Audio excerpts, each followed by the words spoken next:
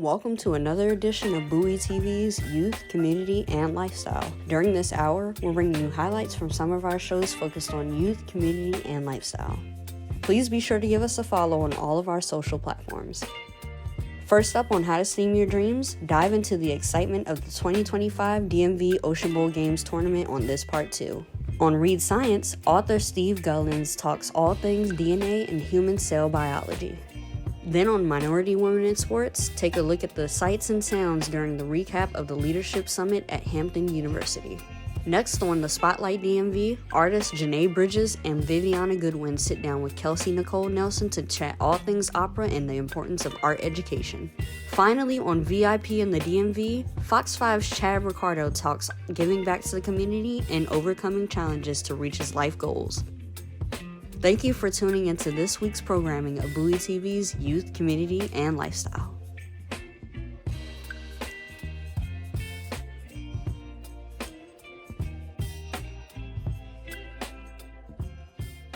If you're in high school right now, the prerequisite is you have to be an MCPS student. But if you're not in high school, as long as you are interested in transferring here, because that's one thing about this university, this campus, everyone here is a transfer student for their last 2 years of college. You can get your associate's degree anywhere you want and then come here for your major courses. And then, I don't know if you can see this, but this is a big deal that we try to make sure our students understand.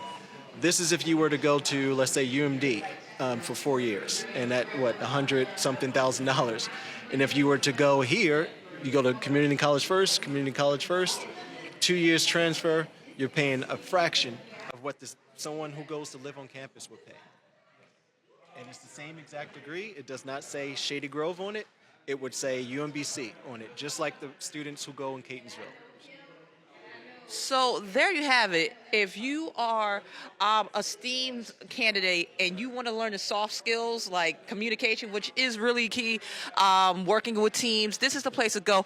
And on top of that, you will save yourself a pretty penny because you're going to be a transfer student and you'll finish your degree here and it won't say anything less than University of Maryland. So this is a very viable program that if you're in the area and you're 16 and looking to go to college, you might want to check this out. Hi, this is Roman Sudan. I am the founder of Steam Your Dreams. I'm here with Wanderly. Can you tell us more about you? And I asked you a wonderful question just a few minutes ago. Can you explain to me, what was your journey like as a 10-year-old to get to the point of working with fermentation science? So I was answering you. So since I was a kid, when I was a kid, I was very interested in understanding the science behind things. I remember seeing my mom putting all the ingredients to make a cake, and then that cake would turn out so good. So I was like, okay, so why, what's happening here? Why, if I combine flour with egg, why do I get that cake? Talk to us a little bit more about why fermentation is important to know it. Talk to us about things we probably didn't even know about. For instance, AstraZeneca is a partner pharmaceutical. They develop vaccines, and this wonderful infographic you have here. I'll just kind of hold it up. Okay. All right. So basically, fermentation science is the study of all the biochemical processes you would use microorganisms such as yeast and bacteria to produce valuable products, such as we have here in this chart. Beverages such as beer, wine, kimchi, fermented vegetable foods. But also, a lot of times people think that fermentation is just food, but it's not just food. So vaccines, insulin, so you have to actually use the fermentation technique to produce those products as well. So fermentation is a big area, especially now that a lot of people have been, maybe they have some sort of dietary restriction, so they don't want to consume or gluten-free, or if they don't want to consume animal proteins, for example. Vegan. Yeah, they want to. So there are ways that you can produce products using vegetable resources through fermentation, so that we can actually replace animal proteins. They were coming to the table, and I had this picture here of a pepperoni pizza. And what I asked them was which food ingredient is not fermented. So they had to identify what was the only food ingredient that's not fermented here. And so they learned that pepperoni is fermented, cheese is fermented, the pizza crust is fermented, and then some people guess, some kids guess, and they are like, oh, the tomato sauce is the only thing that's not fermented. And I tell them, like, yeah, and we don't want that to be fermented, otherwise it would taste really bad. So this is just an example to show them how fermentation is present in our lives, and yeah, so they can learn a little bit about what we do here. It's starting to get loud. Thank you so much, man. I really appreciate you coming through. I'm going to close out by saying this. Read the label. Watch what you put in your body. If you can't say the name, then don't really put that in your body. Please don't. We think about not only financial health, but just health in general. So thank you again so much. Thank you, USG. Thank you, AstraZeneca. The only, the man, the myth, the legend, MC Dialect, who is one of the co-founders of Pockets Change. We get folks to de-stress themselves. We talk about the history of these systems, because a lot of times these financial things are not our fault. Once we get that part and we forgive ourselves, then we use the arts to figure out what we're doing and spread the word so we can share this knowledge with the community. First, the statistics say that we actually do a lot better than we give ourselves credit for. Oh, snap. Then, in fact, minority communities, in many cases, do better than non-minority communities in terms of dealing with our finances. Oftentimes, it's not that we're not smart enough, it's that we don't have the access and we don't have the confidence because we've been told and beat down our whole lives about it. That's also why we use the arts, so we can give ourselves that kind of efficacy, as they like to say in education. Efficacy means the belief that you can do something and the will to get it done. And that's what we're trying to do, because you can learn all the facts, figures, and formulas, but if you don't believe that you can achieve, then you're not gonna. Now, the more that we talk to each other, the more that we share things, the more that we're vulnerable, real. That's why we talk about the creativity allows us to get real and to get vulnerable. The more we'll be able to make money, save money, and share it with the people who matter to us the most. And that's where dollars make sense. Blah. We're here at the University at Shady Grove, representing Black Meta Agency. We're here to expose the students to the world of STEM and careers virtually in the metaverse. What do? We allow students to experience parts of the communities, workforce simulations like nursing, foster care, construction, forklift, and more. So if you're interested in having your students expose themselves to the vast world of careers and different communities around the country, check us out at bmaweb3.com. Here at University at Shady Grove Ocean Bowl Games 2025. Dr. Howard Arjan with Ocean Bowl Games 2025 at Universities at Shady Grove.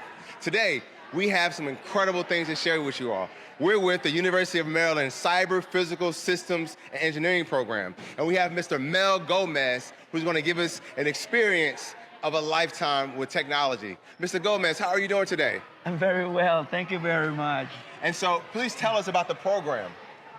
Okay, so the program in general is a engineering degree offered by the Clark School of Engineering at the University of Maryland. That's the flagship campus. Great. What we have is Cyber Physical Systems Engineering, which is CPSC, but most people would like to think of us as cool people serving everyone.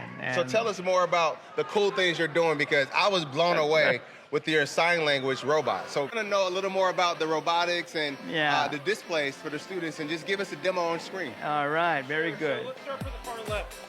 Thanks so much. Let's start with the far left to T9. We like to show T9. It's a market product that you can buy on Amazon or buy on the internet, but it's very cool because T9 over here has 22 servo motors, and those motors, I'm going to pull T9 a little bit closer, those motors allow T9 to move very flexibly. So as a result of that is being able to do push-ups, or being able to, pump your chest, move your joints back and forth. We'll have T9 dance a little bit here. And you'll notice the 22 servo motors across T9's body allow T9 to just have this flexible range of motion. And so we teach students that you as an engineer can use these servo motors, program through software, have a network connect the device or whatever you're programming with software on your phone, and create something like T9 yourself. if we're moving to a little to the right now, my right, we can talk about something that we have currently. Needs a repair because it's been in such great use the last couple of days at the Ocean Bowl Games. But it's a machine that plays rock, paper, scissors with students. And so the Arduino in there will pull the strings, and you'll go rock, paper, scissors, and then on random command, it'll choose rock, paper, or scissors. The hand was 3D printed in our labs, and it's another great example of what you can build with a little bit of ingenuity, 3D printing, and cyber physical systems engineering.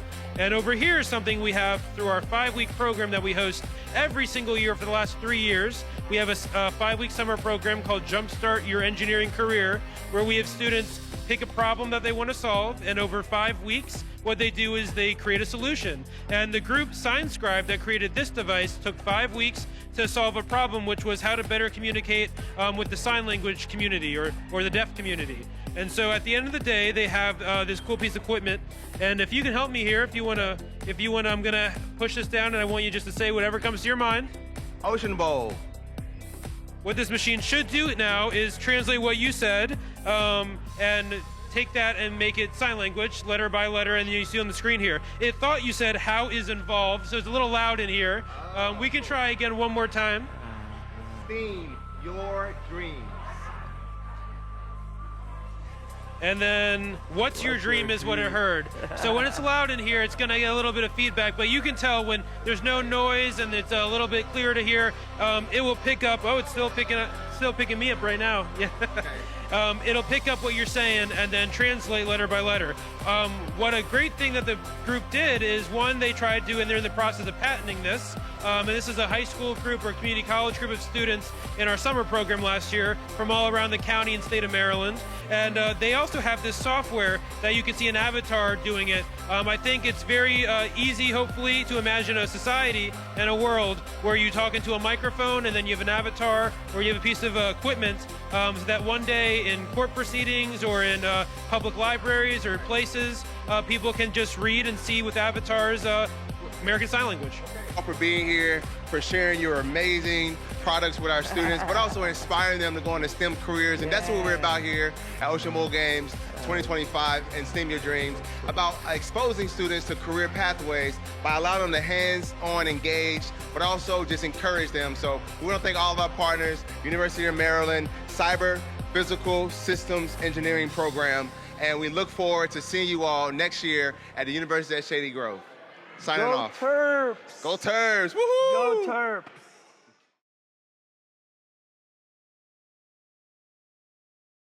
Hi, everybody. Welcome to Read Science, where we like to invite popular science book authors to talk about how they communicate science to the general public, and, of course, about the topics in their book. I'm joined today by my co-host, Jeff Schomeyer, as always, and by our guest, Steve Gullans, Dr. Steve Gullans. Why don't you say hi before I read your bio?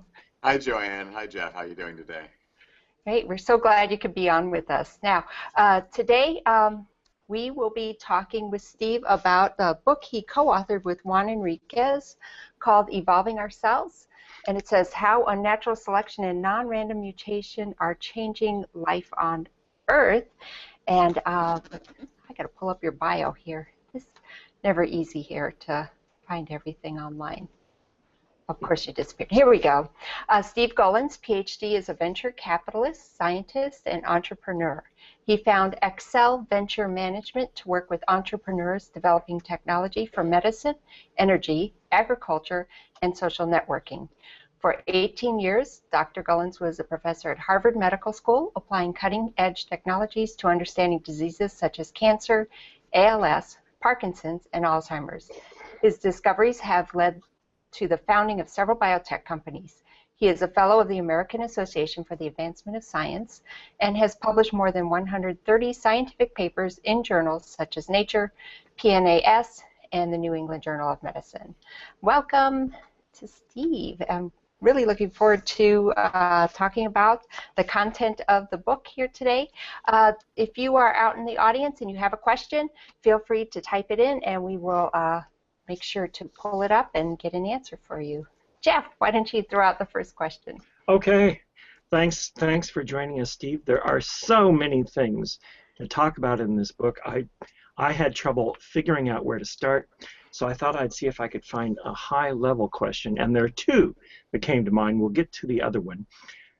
But what I was thinking was when I was young, and that's been a long time, obviously, the big question about evolution, the big question of biology was all about nature versus nurture.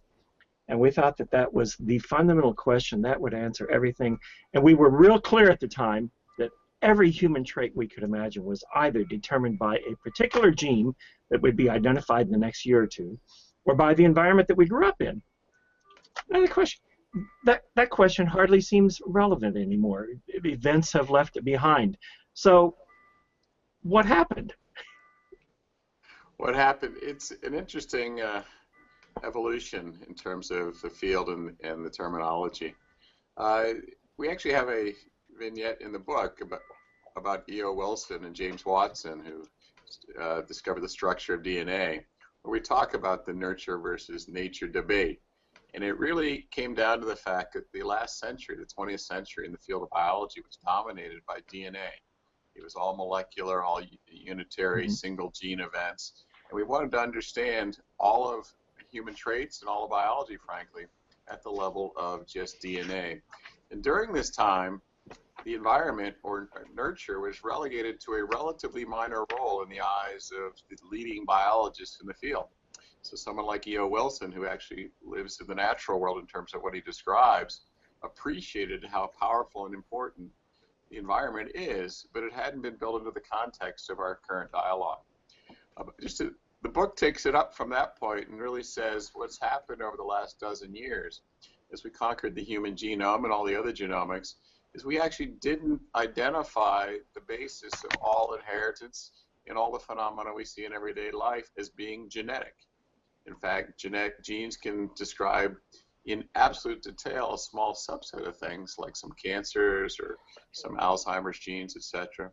But by and large, the environment is an extraordinarily powerful agent. And just in the last dozen years, we've really begun to understand how these two things interact. They're interfold with each other.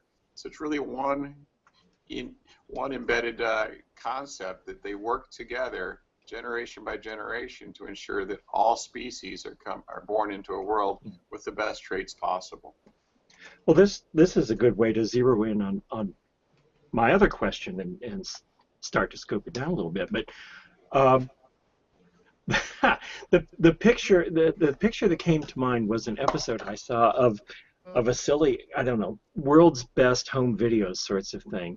And this wasn't that long after the public became aware of electron microscopy, and the popular television programs loved showing examples of the little tiny animals that are crawling on our eyelids and things in order to get the audience to go, ew.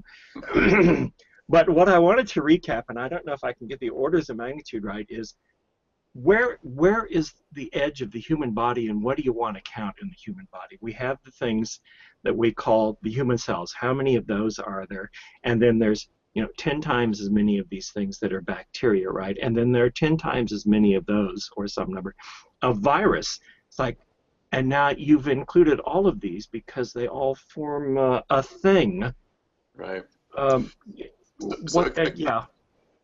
A couple of thoughts around this. We're getting more complex, and the world's getting more complex as the science gets more sophisticated with new tools and ways of looking at it.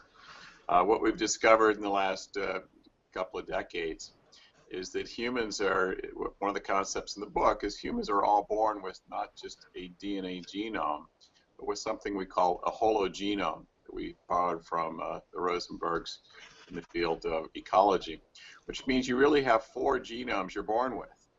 One is your DNA, which is frankly very boring. It doesn't change very much. It keeps us alive. It allows us to reproduce and survive in most settings around the globe. But you have 3 other genomes. One's your epigenome, which we can talk about in more detail, the on and off switches that regulate DNA, then your microbiome and your virome. In composite, these represent the inherited universe of genomics for every individual plant or animal. And as we look at how they interact, we begin to see a very sophisticated environment that says the human being is not just the human cells and the human DNA, but it's the interaction between ourselves and these other microbial events around us. And when you say, where does it end? It's really a matter of what the context is. If it's about inheritance, then it really, in terms of what we pass on, it's those 4 genomes that get passed on. If it's in terms of how we influence others around us, it's actually a greater universe, because we can have some actions at a distance. And I've worked a lot in the social networking sphere. There are things we can do, and even pheromones and things at a distance you can smell or watch or see. We undoubtedly, through these environmentally sensitive genomes, are taking cues from everybody around us, how to behave, how to live, and how to grow up. I'm thinking about that for a little bit. So it's complicated, but it doesn't, in general, we are all looking at a universe of ourselves that is becoming fundamentally known at the level of identifying molecular mechanisms by which health and wellness occur. So the things that your doctor tells you, eat vegetables, live a healthy life in all the ways we're told, are not fiction, but in fact we're figuring out how these work in specific detail so that we can understand what truly is good and what truly is bad. Most bacteria are good, but we have this mindset that we got to kill them. But now we're starting to measure them, and we will actually move to probiotics that will be designed with the correct bacteria to keep you healthy. Well, and the whole thing, the whole consideration of moving beyond just the nuclear genome into the epigenetics and the microbiome and then the virome, all of that interaction would be less interesting if it weren't for the discovery of the epigenetic effects relatively recently, and I think we'll be getting to that. But you remind me that I wrote down a quotation from about halfway through the book where you wrote, "Sex turns out to be really complicated," and that was true. But that made me think, it seems from the book that it turns out that pretty much everything human is really complicated. It's so much more than we thought it was 50 years ago. It is so much more. I mean, if you look at, let's just take sex and reproduction as an example. In Darwin's day, there was one way to have babies. It was very well known and very well practiced. That also, since then, we've actually had more than a dozen ways to reproduce. There was a time when baby Louise Brown was an anomaly as in vitro fertilization. Was she going to be normal or not? Now it's, every city has fertility clinics, and we view it as almost a right, not just something that's beneficial. And so the idea of how we reproduce has been completely changed, and the cues we send others to attract them, whether it's through perfumes or through Match.com, has changed the way in which you find and mate with people as never before. And then with regard to just having birth itself, cesarean sections range from 10 to 90% of all births in different parts of the world. Cesarean sections 100 years ago, or before anesthetic, were absolutely certain for the mother to die if she didn't deliver the 10th month. But as you discussed, that the numbers of those have changed significantly. Why is that important? Because of the microbiome particularly, and a lot of the things that we get differently depending on how this particular mechanism through which we're born, which is another shift.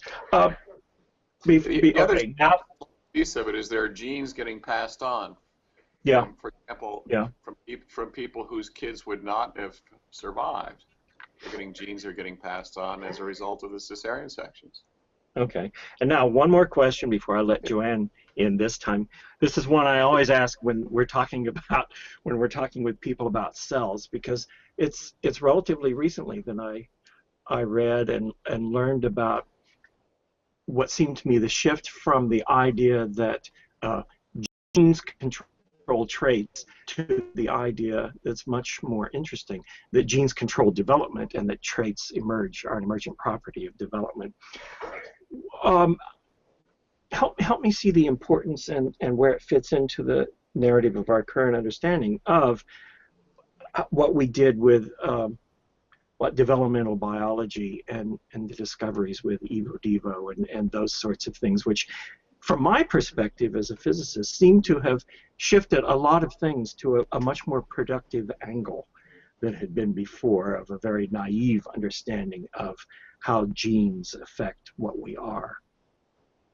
So the genetic basis of development, in other words, going from a single fertilized egg to an adult or even an adolescent, is not very well understood in terms of actual observations in human biology.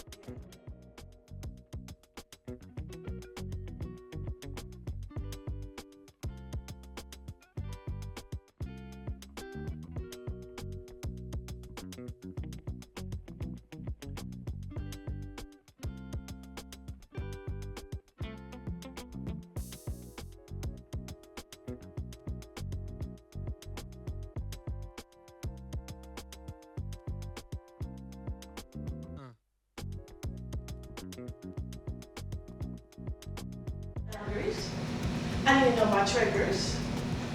You see what I'm saying? And man, I was just able to that flow came. That flow came. So just remember the therapist piece, because we're all understanding now about mental health. It's like they just shed a light on some things. So don't get into the stigma of our culture. I'm just gonna leave it like that. All right?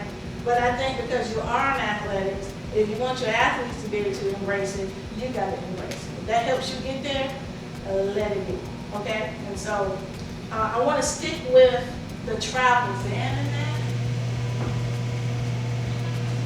You can be able to see, do you have some resentment? If they instill pride, that's your pride. You know, and so being able to recognize that you really got it, and you use some kind of tool to be able to do what? Set some boundaries. Their mind. I don't know if y'all don't know that person, okay? And we are going to,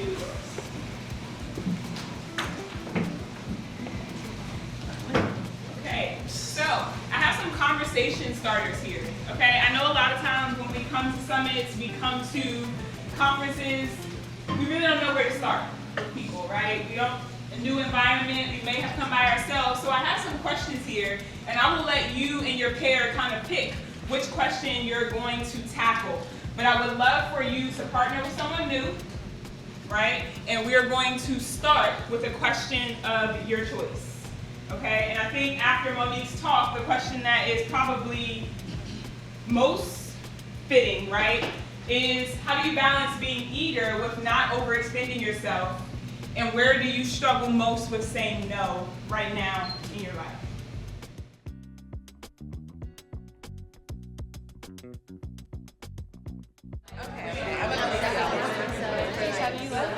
I like it. I like it right away. You don't really need it.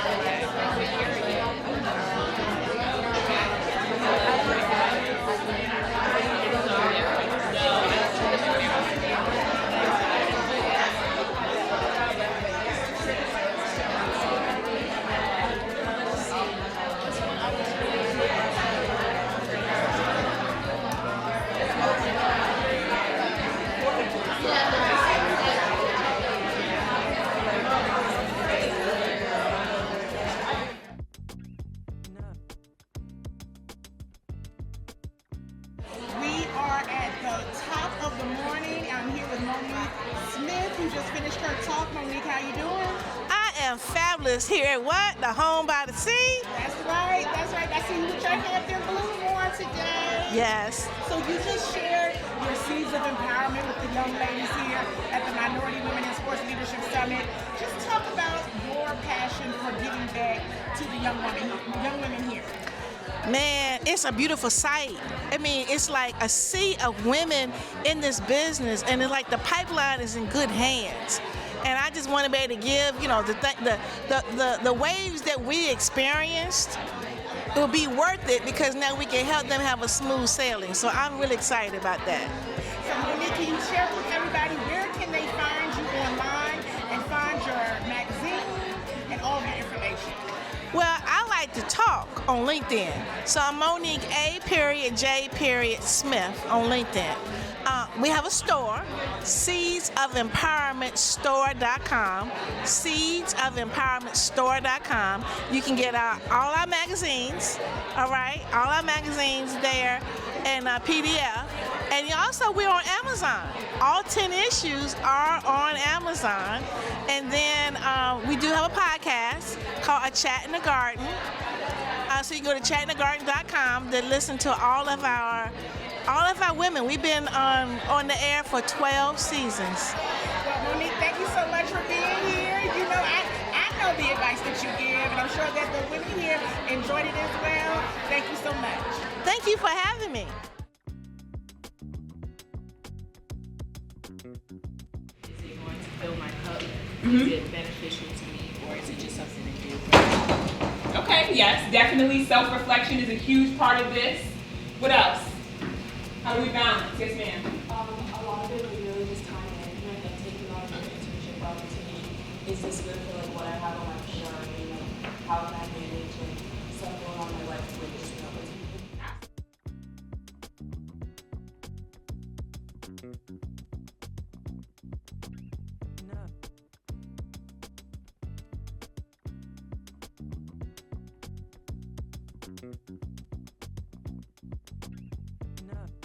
So, my name is Vanessa Hale. I'm the head football athletic trainer at Norfolk State.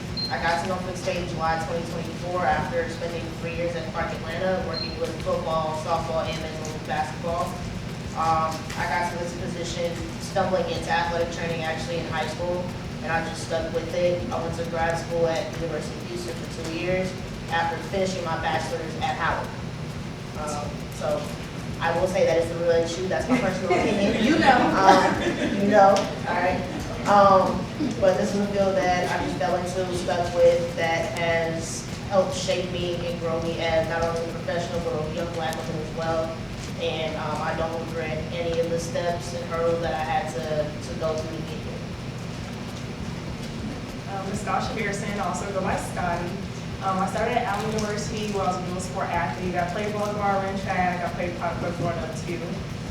Graduated from there, went on to Wingate University as a graduate assistant DFO, then promoted to DFO my last season, won the championship there.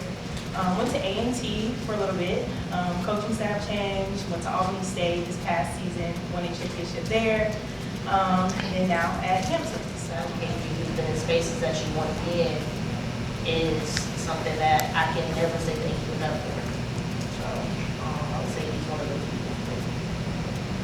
I would say a person for me is Javier Pilar. He's a part of the Dream Foundation, and he oversees students that want to get their foot in the door in the sports industry, whether it may be NFL, NHL, MLB, anything that you can think of, even like NASCAR, ESPN, and things like that.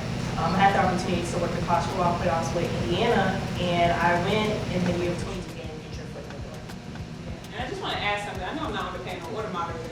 I just want to add something really quickly, because just like there's a science to social media, there's a science to mentorship too, right? When you talk about like when people are most engaged in their email, that time of day, like are we sending emails on the weekends at 9 p.m.? Are we sending emails when we know people are at their desk between that like 8 to 10 like window, right? Are we sending emails at times where we know like, oh, it's just gonna get bombarded with a whole bunch of other emails that come in? So there's a science to it, right? We know most people are at their desk at this particular time. We know that Mondays are typically, people are pretty overwhelmed with emails from the weekend, right? Are you bringing it back to the top of their inbox, right? So it's kind of a science to it, right? Like when you're sending DMs and when you're sending emails and cold calling and stuff. When people speak over us, when our ideas are shut down, when our resume or cover letter isn't to the best of our extent, do we feel that we don't hold value? It's because we let someone else determine what we already know inside.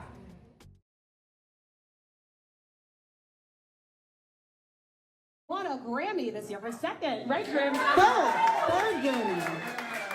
So I want to make sure we get people their flowers while they're still here. These days you deserve them. And then also, oh my gosh, Viviana, your mom also gave me a tidbit that your family owns the 10th oldest Black newspaper in the country. That's amazing, right? So I mean, sitting next to Black excellence again, I want to make sure we acknowledge that. But as we get ready again for, what do you all think of the performances? We're ready to get the tickets, right? Well, to kick it off, Viviana from Tulsa, Oklahoma, so now here in DC, and we're about to kick off Tremonisha. Just tell me what drew you to this? I know some of the themes in this are education, empowerment, and leadership, but what most resonates with you, and what do you hope resonates with the audience who will hopefully be seeing you next month? So I first was introduced to I was first introduced to Tremony when I was in undergrad, when I was still back in Oklahoma. I had grown up listening to Porgy and Bess and just jazz standards, but then also as I switched over to classical music, but I realized at that time that was the only representation that a lot of my teachers were providing for Black artists in classical music. So I took my own initiative to kind of just discover other Black composers, other Black artists, and the history of kind of Black singers in classical music. And I stumbled on Tremonisha and had no idea that, of course, I would be in my life as it is today. And so I just remember looking it up, learning a little bit about Scott Joplin, and then putting it away for a couple years. So it's been really great to revisit it, especially in this role. And I think the biggest theme for me, at least, that resonates with me is education. So also coming from Oklahoma, we are, I think, 49, 48 in education in the U.S.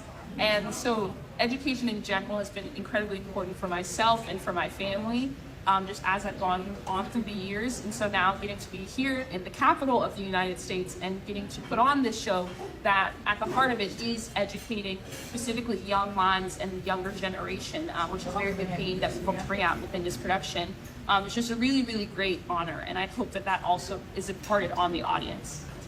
Wow, so wonderfully said, and I love that you really honed in on education. You know, I end all my emails with a quote from Oprah Winfrey: "Education is the key to unlocking the world, a passport to freedom." And I think we all know all of our babies, all of our children deserve a high quality education. So I love you shared that. And I had a chance to go to Oklahoma and visit Black Wall Street in Tulsa. And if anybody ever has a chance, highly recommend you go there and visit our history, American history, which we know is all part of today. So thank you for sharing that. And then, Janae, I love when the crowd started getting really excited because you sung something a lot of us know, right? We've heard of the Crucible, we heard the song, but for you, and also Janae, if you guys didn't know, is a former baller turned opera star. So connecting with that, tell me, like, what drew you to the Crucible, and what do you hope that the crowd and audience will take from it as they see you perform, as well as the fellow cast? Ooh, well, Washington National Opera reached out to me. Like, make it easy. When Washington National Opera reached out to me for this role, I immediately thought, what better or worse of a time, depending on how you look at it, to sing this role. So I am an opera singer. We're opera singers. For me, I am at a point in my career where I really only want to sing repertoire that resonates with me, and where I can bring my voice and use my voice to highlight issues and or themes that invoke change and healing. So this opera is that. I mean, if you don't know of the play by Arthur Miller, The Crucible, it's based on the Salem witch trials, and so it's about mass hysteria and not knowing who to believe, and there really not being any law. And so it feels very, yeah, like the times we're in. I'm just gonna say that. And my role, the role of Elizabeth Proctor, she is so dignified in that, you know, she's accused of being a witch. She knows she's not, but when you have basically a whole town against you, it's like, how do you stay dignified in that? And so in this role, I'm very much looking forward to it because I think there's a lot of layers, there's a lot of depth to it. And as a Black woman in this country, I think there's a lot of parallels in that people have their preconceived notions and judgments, and you still have to be strong and know who you are. So, yeah, this opera it's very compelling. The music is incredibly rich, and the team, I know some of the people, some of my colleagues, they're incredible singing actors and actresses. So I just really look forward to telling this story and hopefully changing, and creating change through it. I love that. Creating positive change. Yes, you can clap it up for that. And Janae, I want to stay with you because, as I believe, this is your first live performance practice rehearsal, right? For the Crucible, is that right? Yes. My gosh, so we got the special, very special preview, the first time that she's had a chance to do this. Just share, why does that matter? Seeing the crowd out here, seeing the community that's come together to do that with us, share this with tonight, to give this Northwest DC community this preview. Why does that matter to you personally? Wow, well, first of all, it feels like we're family. I was going to say that. I see some familiar faces and some new faces, and your energy is just really incredible. So to share this piece for the first time, it feels right, because it's hard to just come up here and bare our souls. So it's nice to have an audience that is receptive and really appreciates what we do. And again, thanks to all of you. We could not do this without you all. So give yourselves a round of applause. We appreciate each and every person who treks here to be with us tonight. And then Viviana, to go back to you as we talk about Tremonisha, what surprised you the most thus far as you go through rehearsals? What are you learning about yourself, your castmates? What's something that we can take from it as you go through this journey? The biggest thing I think I'm learning is how to lead a room. I'm currently probably other than the kind of children that we have in the chorus, I'm probably one of the youngest people in the room. And I'm a part of the K-Fritz Young Artist Program at Washington National Opera, which is similar to a medical residency where we come to the Opera House. We are there for about 2 to 3 years, and we perform at different productions throughout the season. So this has been an incredible honor getting to play the title role, which is a very great big deal for me, of course, also with Miss A House. And also getting to be in the room with people like Justin, Michael Austin, who you just heard, and legends like Denise Graves, who are also is directing this show. So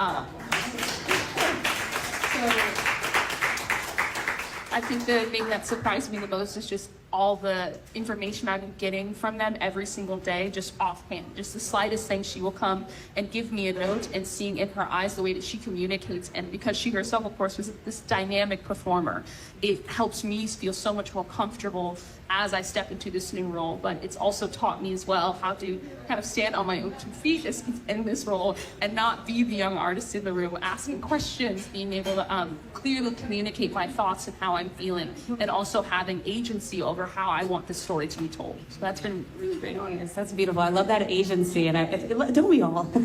Our future is in good hands, Viviana. So we're excited for that. And then Janae, because some people in this room might be familiar with Crucible as a play, and many of us goes to plays, tell us a little bit about the differences and maybe the different understanding the audience will get from seeing the operatic version of the Crucible. Yeah, so I mean, I think that anything set to music has a different ability to reach people. I think it has a deeper way of connecting with people, actually, and especially difficult topics. I find that when you add an incredible incredible score and musical themes, it just has a way of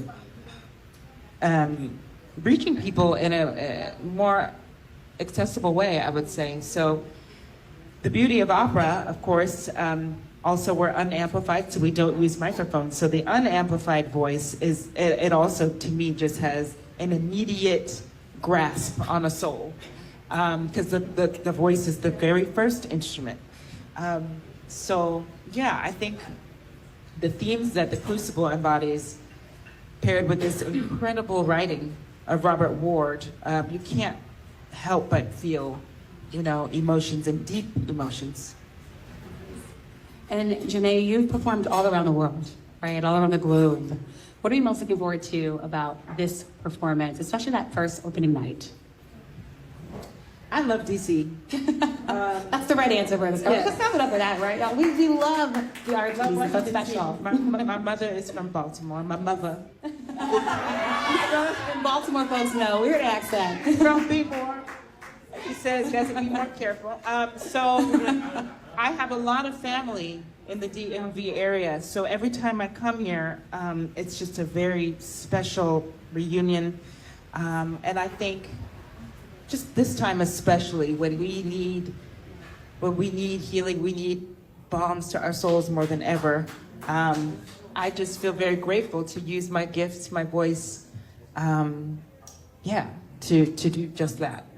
So beautifully said, right? When you get to use your gifts for good and for others, it sounds like you're walking your purpose, which I think is a wonderful thing to be able to do. And then Viviana, to turn it back to you, just going back to the roots, your family roots with Black newspapers, to see this event tonight in partnership with a storied organization like the Washington Informer, what does that mean to you, and why is it important for the arts to continue to partner with Black media as a whole?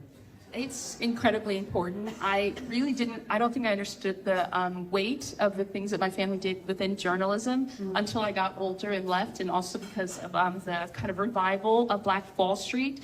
I grew up around it, and my family's newspaper is right on the corner. So when I was there growing up, going to the cultural center that we have there, for me, it was just everyday life. And so when I finally left, and I lived in Texas for a little while, and now I'm here, I've realized the importance so much of what my family did, and also just the historic importance of what happened there. So being here now, being able to partner with the Washington Informer is, I don't know, it's kind of, there's no words to describe how much it means to me, and also just how proud I feel my family is of me, and getting to bridge that connection, because also no one in my family is an opera singer. So a lot of them are in journalism and nursing and other ways of caring for people. And so even stepping out into this, it was very unknown to them when I decided, hey, actually, I'm not going to be a lawyer. I'm going to be a singer. So it's been really nice as well to partner with the Washington Informer, having them in rehearsals at times, and kind of bridging that gap, not only, of course, with our audience in the DMV, but also just with myself and with my family.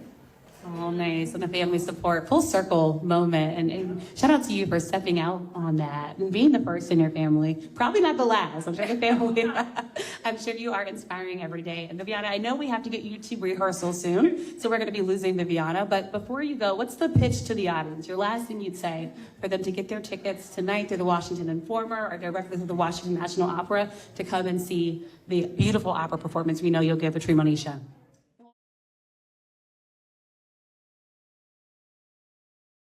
Hello, I'm Lavita Weaver. Welcome back to VIP in the DMV. I am truly excited about this episode. You don't want to miss it. I have a very special VIP in the DMV on this program.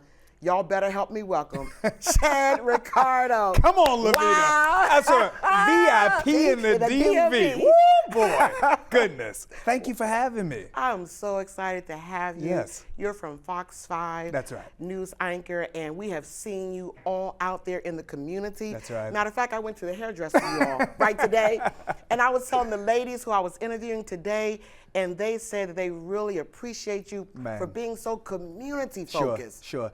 I think that is what means the most to me. Okay. I cover sports, and I love sports. I love everything about it, from Commanders to the Terps all the way down to the high school level. But for me, this has always really been about connecting with the community and being a representative of the community that it is that I do represent, and so that means the world to me. Tell those ladies I said hello, please. I will. Pat Cooper, you heard him. He Come said on, hello. Pat. Come on, Pat. Come on, Pat. And one of the reasons that really, really touched my heart when you agreed to come on this program, I'm like, you're on Fox 5. You want to be on my cable show, VIP in the DMV? 1,000,000%. And you're truly about community. Yeah. And you were sharing with me that you started at a community station as well. Talk about that. I started, I guess my first television show, I had the Ricardo Report, and in the DC public access channel, OCTFE. I don't know. It's all of the different letters that are there. But shout out Bruce Walker and everybody else down there. Angie Gates was in charge at that point in time. But I did. That was my first television show. But Levita, I go back before that. I go back before anybody would put me on TV, public access or not, and in which I was doing it with a cell phone. I was doing it with a cell phone and with an iPad and producing all of my own content because for years, no one would give me a platform. And when no one would give me a platform, I decided then that if no one would do it, that I would do it myself. Wow, that's amazing. Yeah. What gave you that motivation or that drive? Although people wouldn't give you that platform, what was it in you that had, you had that determination and that aspiration? I believed.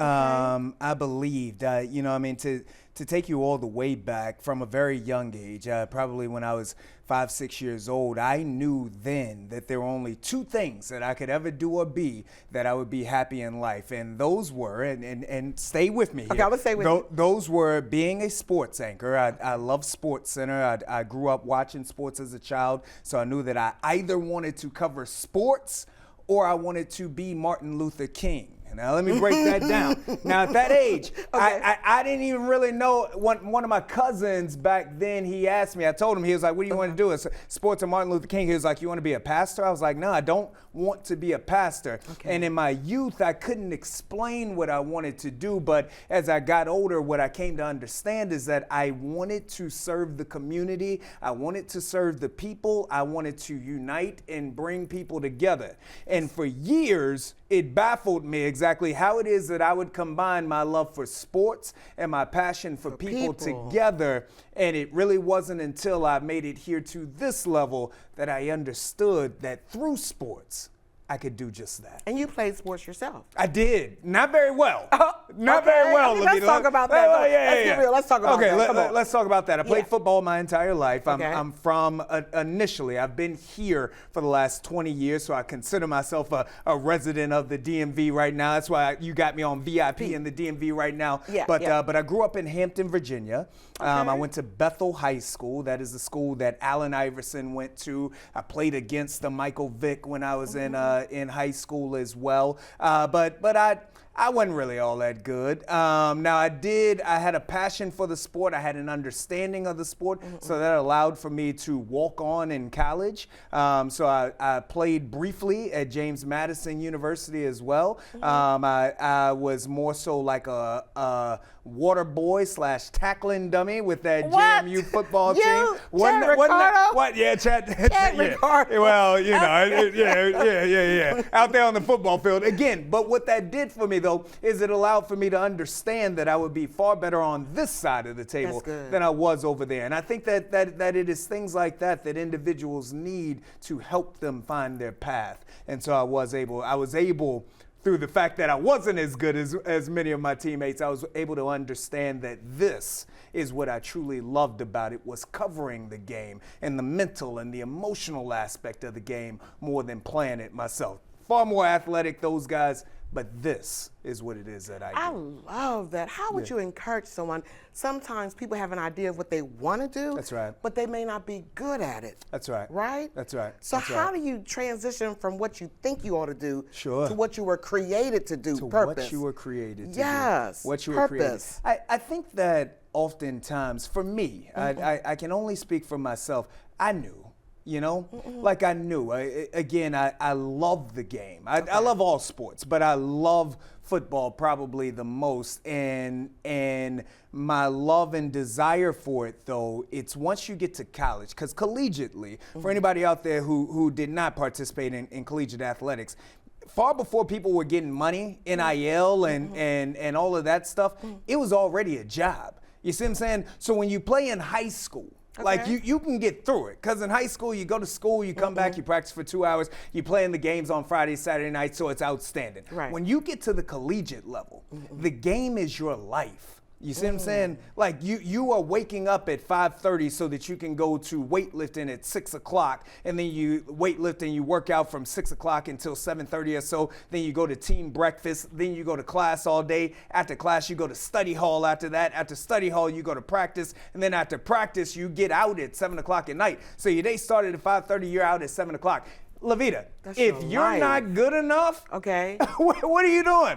What are you doing giving away all of those times, all those hours, your life? Your life. Yes, if you're not going to play at the next level. And there are things to be able to learn from it. Okay. It makes you better. It makes you stronger. It gives you a far greater understanding of what it takes. But you have to come to a point in which you say, this part is not for me, but I've learned something from this. Good. I've learned what it is that I do want to do from there. Outstanding. And you always mention, or you mentioned community. Yeah. And I met you at a community event. At a community event. You were at Cameron Grove, which is a senior community in Prince George's County. Yes. And you walked in that room with this energy, and I'm like, oh my goodness, who is that guy? Yeah. And you spoke to the seniors like they were your auntie, your mom, you know, like you could relate to them as well. Sure. What is that about? You weren't on the football field. No, I wasn't but yet you related to that's a what group I'm saying. of seniors. Come That's on what now. I'm saying, right? Yeah. At first, I want to give a shout out to Brian Fisher.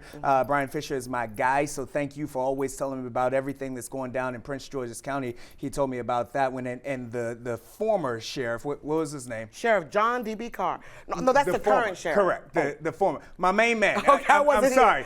Forgive me there, but I love him, the former sheriff as well. And so they invited me out there, but back to the point, like, this is what matters to me. You mean former police chief? Former police chief, I'm sorry. Yes, former police chief. Malik Aziz. Malik Aziz, yes, former police chief. This is my life. I grew up in a household, my mother, very close to my mother. I have 3 older sisters. 3 older sisters. And this what was is my that world. like? It was everything. 3 older sisters. 3 I didn't know older. that until just now. Yeah, 3 older sisters. And my sisters, my mom and then my older sister, Angie, Sonia, and Katina out there. And I was a bit of an accident, Lavita. I was a bit of an accident. Oh, what do we mean by that? My sisters, 16, 15, and 9 years older than me, respectfully. Okay. So I grew up in a home in which I really had 4 mothers, 4 women that raised me and took care of me. And so growing up, like, this was all that I ever wanted to do, was to be able to give back to people, especially black and brown women. You know what I'm saying? And especially standing in the gap in situations when the black men are not necessarily there. This is all I've ever wanted to do. So covering sports means the world to me, it does, but being able to be with the people and to stand up and to represent and to make sure that everybody knows that I'm not on TV talking at you. No. I'm here with you. That's I true. am here with you. And if you call me, I'm going to be there because it matters to me. That uplifting, that commitment to the community, that commitment to the people, that matters to me. And thank you, because when I was at the event at Cameron Grove and I mentioned VIP in the DMV, I didn't ask you. You didn't hesitate. You said, I want to be on your show. I'm like, wow. It's an honor for me to be here. Wow. It's an honor for me to be here. It's a pleasure for me to be here. And again, I think that I get this question somewhat often, you know, but I think that it's because of the path that I took to get here. I didn't go to no fancy journalism school.